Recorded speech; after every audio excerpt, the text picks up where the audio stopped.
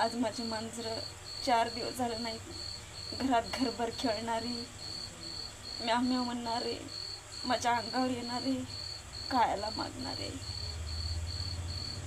आज माझे 4 दिवस झालं मांजरं नाहीत.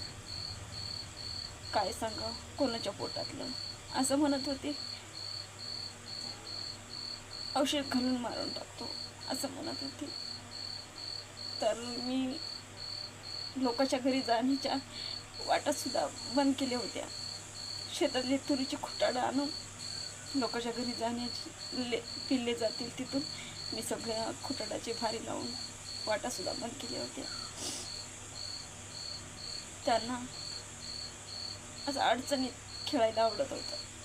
तर मी शेतातली खुटाडाची भारी सगळे अंगणानं पसरून ठेवले खेळण्यासाठी, लाकडं टाकून ठेवले.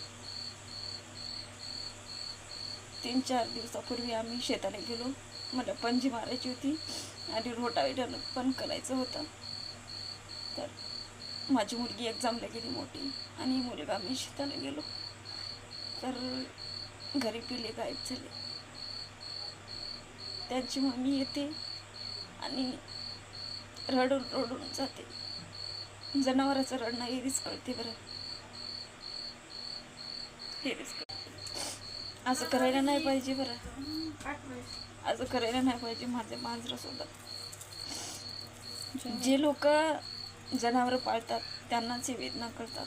जे लोक जनावराला जीव लावतात त्यांनाच जनावराला जीव लावणं काय असतं.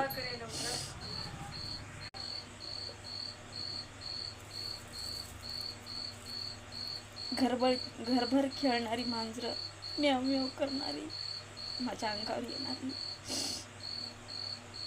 त्यानं खायला कमी करत गेलं नाही. प्लेट भरून शेवाळ्या, दूध, प्लेट भरून पाणी, तरी पण लोकांना काय खाऊ मागलं असं नाही करायला पाहिजे होतं माझ्या मांजरासोबत.